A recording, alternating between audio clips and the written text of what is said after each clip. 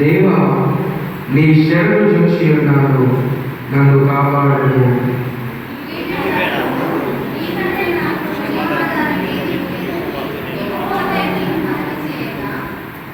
నేనెలా ఉందో భూమి మీద ఉన్న భక్తులే శ్రేష్ఠులు, వారు నాకు కేవలం ఇష్టలు.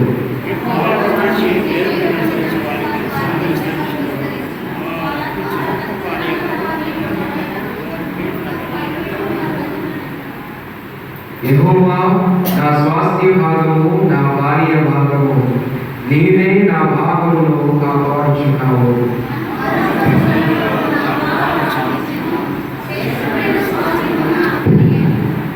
నాకు ఆలోచనకర్త అయిన యెహోవాను స్తుతించెదను.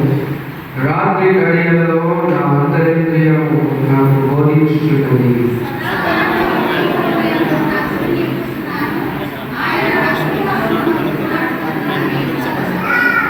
అందువలన నా హృదయము సంతోషించుచున్నది, నా ఆత్మ హర్షించుచున్నది, నా శరీరం కూడా సురక్షితంగా నివసించుచున్నది.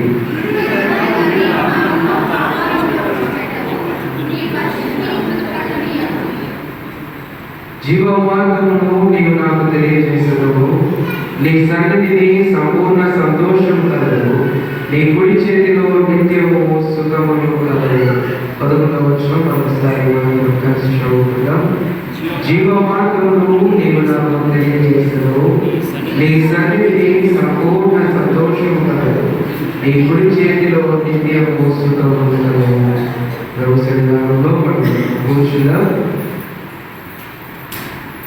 ప్రతి ఒక్కరు కూడా కళ్ళు వచ్చి కళ్ళు మూసుకొని ప్రార్థన చేసుకొని కీర్తనను మనం ధ్యానించుకుంటాం. మహాపరిషుద్ధుడా, ఇంటికి ఉన్నతుడా, సర్వోన్నతుడా, సర్వాధికారి, మీకు వందనములు, స్తోత్రాలు. ఈ ఉదయకాలంలో తండ్రి, నీ సన్నిధానమునకు మేమందరము చేరుకొని మిమ్మల్ని స్తుతించుటకు, ఆరాధించుటకు, మీ వాక్యమును వినుటకు మా హృదయములను, మా మనసులను మీరు సిద్ధపరచినందుకు మీకు వందనములు, స్తోత్రాలు చెల్లిస్తున్నాను.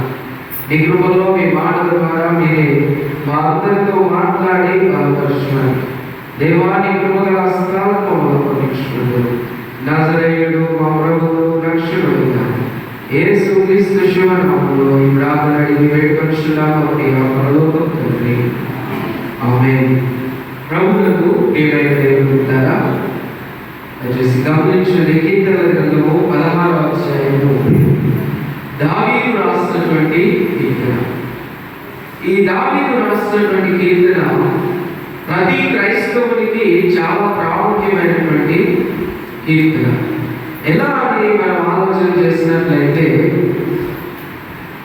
ఇక్కడ 10వ వచనాన్ని మనం చూస్తే అపొస్తలులైన పేతురు గారు, అపొస్తలులైనటువంటి యోహాను గారు, అపొస్తలులైనటువంటి వారందరూ కూడా దేవుని వాక్యాన్ని బోధించడానికి, యేసుక్రీస్తు ప్రభు వారి గురించి చెప్పడానికి ఒక ప్రవచనములాగా ఈ మాటల్ని వారు వాడుకున్నారు. చూడండి 10వ వచనం, 9-10 వచనాలు.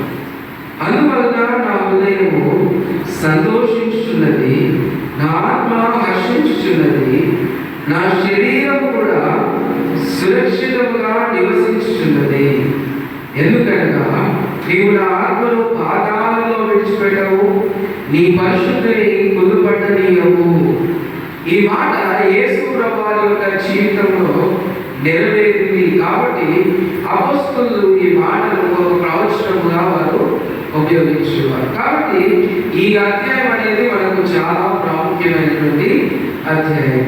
ఇందులో మొదటి 2 వచనాలని మనం జాగ్రత్తగా చూసినట్లయితే మనకు దేవుడే నమ్మకమైనటువంటి సహాయకర్తగా ఉన్నాడు. చూడండి మొదటి 2 వచనాలు. దేవా, నీ శరణు చొచ్చి ఉన్నాను, నన్ను కాపాడు. నీవే ప్రభువు, నీకంటే నాకు క్షేమారాధన ఏదీ లేదని యెహోవాతో నేను మనవి చేయుదును. దేవుడితో నేను చెప్తాను, దేవుడు నువ్వు తప్ప నాకు శరణు ఎవరు లేరు, నీవు తప్ప నన్ను కాపాడువారు ఎవరు లేరు. కాబట్టి నేను నీతో మనవి చేస్తాను, నువ్వే నన్ను కాపాడాలి అని ఇక భక్తుడు ప్రార్థన చేస్తూ ఉన్నాడు. 3-4 వచనాలని మనం చూస్తే విశ్వాసమును గురించిన వార్తలు మనకి కనబడుతూ ఉంటాయి. నేను ఇలా అందుకు భూమి మీద ఉన్న భక్తులే శ్రేష్ఠులు, వారు నాకు కేవలము ఇస్తులు. దేవుని భక్తుల పట్ల దావీదు భక్తులకు ఉన్నటువంటి ప్రేమను ఇది జ్ఞాపకం చేస్తూ ఉన్నాడు. యెహోవాను విడిచి వేరొకరిని అనుసరించు వారికి శ్రమలు విస్తరించును. వారు అర్పించు రక్తపాని అర్పణలు నేను అర్పింపను, వారి పేర్లు నా పెదవుల పిల్లగా ఒక కమిట్మెంట్ దావీదు భక్తుడు ఇక్కడ తీసుకుంటూ ఉన్నాడు. లోకపరమైన జీవితాన్ని నేను జీవించను, దేవుని కొరకు ఒక ప్రత్యేకమైన జీవితాన్ని నేను జీవిస్తాననే మాటను ఇక్కడ విశ్వాసపూర్వకమైన కమిట్మెంట్ ని దావీదు భక్తుడు తీసుకుంటూ ఉన్నాడు.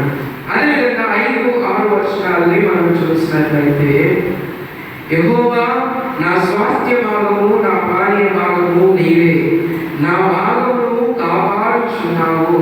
దేవుని బిడ్డ ఇక్కడ మనం జ్ఞాపకం చేసుకుంటే, దేవుని సన్నిధానంలో మనందరికీ ఒక భాగం అనేది ఉన్నది, ఒక స్వాస్థ్యం అనేది ఉన్నది. ఆ స్వాస్థ్యమును కాపాడువాడు దేవుడే అనే విషయాన్ని మనం జ్ఞాపకం చేసుకోవాలి. ఎందుకు మన విషయాన్ని జ్ఞాపకం చేసుకోవాలి అంటే, దేవుని బిడ్డలు రేపు పరలోకానికి వెళ్ళాలి అని అంటే నేనే మార్గము, నేనే సత్యము, నేనే జీవమని యేసు ప్రభువు స్పష్టంగా జ్ఞాపకం చేశారు. కాబట్టి మనకున్నటువంటి శ్రేష్టమైనటువంటి భాగం ఎవరు అంటే దేవుడే. 6వ వచనంలో అంటున్నాడు, మనోహర స్థలములలో నాకు పాలు ప్రాప్తించెను, శ్రేష్టమైన స్వాస్థ్యం నాకు కలిగెను. మనోహరమైన స్థలములను నడిపిస్తానని దేవుడు వాగ్దానము చేశాడు. ఇశ్రాయేలులకు వాగ్దానం చేశాడు, పాలు తేనెలు ప్రవహించు దేశానికి నడిపించాలి. ఆయన వాగ్దానం చేశాడు, వాగ్దానాన్ని బట్టి నడిపించాడు. మనకు కూడా వాగ్దానం చేశాడు, నా తండ్రి ఇంకా అనేక నివాసములలో ఒకవేళ లేకపోతే నేను వచ్చి నీకు తెలియపరుస్తానని దేవుడు తెలియపరిచాడు. కాబట్టి మనకంటూ ఒక భాగమును దేవుడు సిద్ధపాటు చేసి ఉన్నాడు. అది మనం జ్ఞాపకం చేసుకోవాలి. 7-8 వచనాన్ని మనం చూస్తే దేవుడు మనకు చూపించే మార్గదర్శనము, అదేవిధంగా మనం ఎలా నిలబడాలి స్థిరంగా అనే విషయాన్ని తెలియపరుస్తున్నాడు. చూడండి 7-8 వచనాలు. నాకు ఆలోచనకర్త అయిన యెహోవాను స్తుతించెదను, రాత్రి గడియలలో నా అంతరింద్రియము నాకు బోధించున్నది, సదాకాలం యెహోవా యందు నా గురి నిలుపుచున్నాను. ఆయన నా కుడి పార్శ్వమున ఉన్నాడు కనుక నేను కదల్చబడను. దేవుని బిడ్డలారా, భక్తులు జ్ఞాపకం చేస్తూ ఉన్నాడు. 7-8 వచనాలను చూస్తే దేవుడే ఆలోచనకర్త అయిన దేవుడే నాకు సహాయం చేస్తూ ఉన్నాడు, నాకు ఆలోచన నేర్పుతూ ఉన్నాడు. అంత మాత్రమే కాదు, సదాకాలం నేను దేవుని వైపు చూస్తున్నాను కనుక నేను కదల్చబడను అనే మాటలు ఇక్కడ జ్ఞాపకం చేస్తూ ఉన్నాడు. దేవుని బిడ్డలారా, మరి ప్రత్యేకంగా అంటున్నాడు, నా కుడి పార్శ్వమందు దేవుడు ఉన్నాడు కనుక నేను కదల్చబడను. దేవుని బిడ్డలారా, దేవుడు ఎవరికి సహాయకర్తగా ఉంటాడో ఆ వ్యక్తి జీవితం అనేది ధన్యమవుతుంది. ఆయనను ఎవ్వరూ కదల్చలేరు. దేవుని బిడ్డలారా, 9-10 వచనాలను మనం చూస్తే, యేసుక్రీస్తు ప్రభువు వారి యొక్క మరణం ద్వారా మనకు వచ్చినటువంటి సంతోషమును, అదేవిధంగా నిరీక్షణను జ్ఞాపకం చేస్తూ ఉంది. 9-10 వచనాలు. అందువలన నా హృదయము సంతోషించుచున్నది, నా ఆత్మ హర్షించుచున్నది అని దావీదు భక్తుడు తెలియజేస్తూ ఉన్నాడు. ఎందుకు సంతోషపడుతుంది, ఎందుకు హర్షిస్తుంది అని మనం జాగ్రత్తగా ఆలోచన చేస్తే దేవుని వాక్యం అంటూ ఉంది ఇక్కడ, ఇదిగో నా శరీరం కూడా సురక్షితముగా నివసించుచున్నది, ఎందుకనగా నీవు నా ఆత్మను పాతాళంలో విడిచిపెట్టవు, నీ పరిశుద్ధుని కుళ్ళుపట్టనీయవు. యేసు ప్రభువు వారి యొక్క పునరుద్ధానముల గురించి ఇక్కడ జ్ఞాపకం చేస్తూ దావీదు భక్తుడు తన సొంత మాటల్లో తెలియపరుస్తూ ఉన్నాడు. మనందరికీ ఆయన పునరుద్ధానము వచ్చింది. ఆయన పునరుద్ధానం ద్వారానే ఈరోజు మనమందరము క్రైస్తవులుగా, క్రీస్తుని నమ్మిన పిల్లలుగా దేవుని మందిరంలో ఉండగలుగుతున్నాం. అదేవిధంగా మనం ఇంకొంచెం ముందుకెళ్ళి చివరి మాటను మనం చూద్దాం. 11వ వచనంలో మనం చూస్తే దేవుని సన్నిధానంలో మనకున్నటువంటి నిత్యమైన సంతోషమును జ్ఞాపకం చేస్తూ ఉన్నాడు. 11వ వచనంలో జీవమార్గంలో నీవు నాకు తెలియజేసదవు, నీ సన్నిధిని సంపూర్ణ సంతోషము కలుగు, నీ కుడి చేతిలో నిత్యము సుఖముండను.